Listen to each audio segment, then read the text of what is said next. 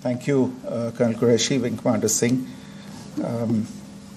I have just a few points to share in addition.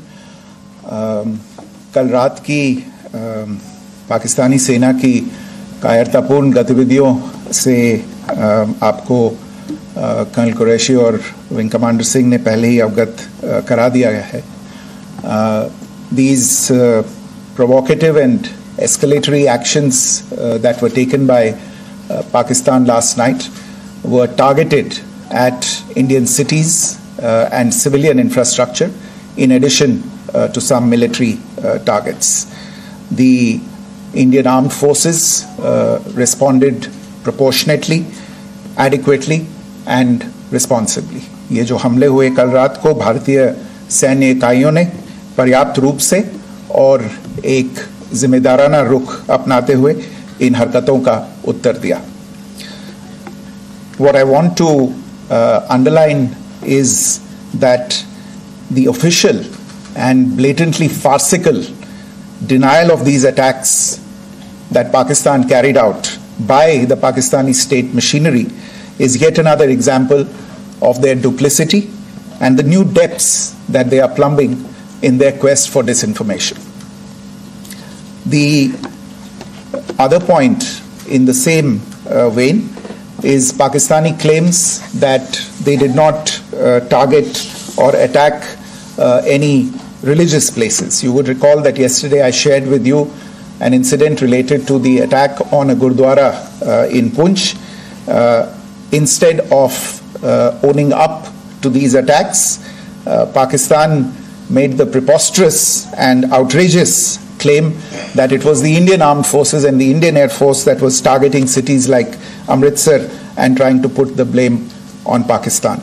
This is nothing but a desperate attempt by Pakistan to disown its acts of aggression, but it is also true to type in its effort to deceive and mislead the world. It will not succeed. The Gurdwara in Punch in particular was attacked by Pakistan, and some local members of the Sikh community, including a Ragi of the Gurdwara, lost their lives in this incident, as I shared yesterday. TV पर आप इस हमले के चित्र देख सकते हैं. In addition, that we would attack our own cities is the kind of deranged fantasy that only the Pakistani state can come up with. Perhaps they do it because they are well versed in such action, as their history would show. The last point I wanted to make this evening is again this disinformation that is coming from Pakistan about India targeting the Nankana Sahib Gurdwara through a drone attack. This is again yet another blatant lie and part of Pakistan's disinformation campaign. As we saw in the Pahalgam attack, Pakistan is again trying desperately to impart a communal hue to the situation with an intention to create discord. Again, we are not surprised. India's steadfast unity in itself is a challenge to Pakistan. Let me stop there. I have time only for a few questions and be happy to try and answer them. First, I call Siddharth. Siddharth, please. Hi, sir. I'm Siddharth from Beyond. So this is Siddharth, behind, please. The other Siddharth. Yes. Hi, sir. I'm Siddharth from CNN News 18. Sir, I only want to know from you the status of Kartarpur corridor. Is it open or not? You can. I think you're all aware of the situation along the entire India-Pakistan border and the areas around the line of control. In view of the existing security scenario, the services of the Kartarpur Sahib corridor have been suspended till further directions. We'll update you as and when there is a change in the situation. You have a question here, Richard? So, good evening, Ishar from Times Now. So, you spoke about religious places being hit in Jammu. There's another religious place which is Caroline Nun Church that has been hit. What do you have to say about it? If you can explain it. Yeah, actually, we do have some information about this extremely regrettable and condemnable incident during heavy shelling across the line of control. In the early morning of 7th May, a shell fired from Pakistan landed just behind the Christ School run by the Carmelites of Mary Immaculate congregation in Poonch. Tragically, the shell fired from Pakistan hit the home of 2 students of the Christ School. Both students unfortunately lost their lives and their parents were severely injured. Another Pakistani shell struck a Christian convent of nuns belonging to the congregation of the Mother of Carmel, damaging water tanks and destroying solar panel infrastructure. Several priests, nuns, school staff, and local residents took refuge in an underground hall beneath the Christ School during the shelling by Pakistan. The school happened to be closed at the time, fortunately. Otherwise, more losses would have occurred. Again, we have seen the Pakistani side targeting and shelling places of worship with a particular design. This includes gurdwaras, these convents and temples. This is a new low even for Pakistan.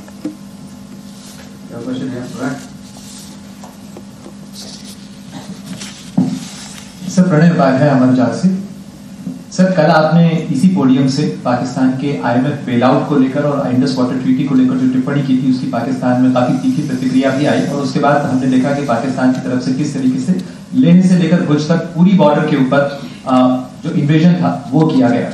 मौजूदा situation के अंदर पाकिस्तान के bailout package को लेकर और पाकिस्तान के attempts को लेकर आपका क्या असेसमेंट है और दूसरा ये भी जानना चाहेंगे कि पाकिस्तान की तरफ से ये जो अटेम्प्ट किया गया था उसका भारत ने अभी तक उस तरीके का कोई जवाब नहीं दिया गया है, तो क्या भारत इसका जवाब देगा जो कार्रवाई हुई है बीते 24 घंटों में? देखिए प्रणय, जहां तक इंडस वाटर्स ट्रीटी का सवाल है, मैंने कल विस्तार से उसके बारे में इसकी चर्चा की है. Indus waters treaty is in abeyance and as such I have nothing further to add to the decision that was announced by the Cabinet Committee on Security. जहाँ तक IMF bailout का सवाल है, आपको ज्ञान होगा कि IMF की आज मीटिंग हो रही है. हम वहाँ पे अपना पक्ष रखेंगे और जो हमारा मत है इन चीज़ों को लेके वहाँ पे साझा करेंगे दूसरे मेंबर्स के साथ. ये बोर्ड पे निर्भर है कि वहाँ पे क्या निर्णय होता है. और जहाँ तक जो कार्रवाई हुई है उसका जवाब देने का जो आपने जो प्रश्न उठाया है, जो आज ब्रीफिंग हुई है, जो आपको सूचना मिली है, मैंने भी कहा है कि जो आज सवेरे तड़के सवेरे जो गतिविधियां हुई, भारत ने उनका एक जिम्मेदाराना पूर्ण तरीके से और एक पर्याप्त तरीके से उसका जवाब दे दिया है. सिद्धांत. Hi sir, Siddhant from Beyond. Sir, the External Affairs Minister has spoken to many of his counterparts around the world. Yesterday he spoke to the US Secretary of State Marco Rubio. So what were the key areas of conversations during that call? Yes, the minister had a conversation with the US Secretary of State. As you can imagine, the focus of discussions was the terrorist attack in Pahalgam and the response that India mounted after that on the 7th of May. The Secretary of State shared his thoughts on these developments with the minister. The minister deeply appreciated the US's commitment to work with India in the fight against terrorism, and he also underlined the targeted measures that India had taken in connection with Op Sindoor. The minister also underlined that India would firmly counter any attempts at escalation from there. But in follow-up to that, as you are aware, there have been a number of other conversations.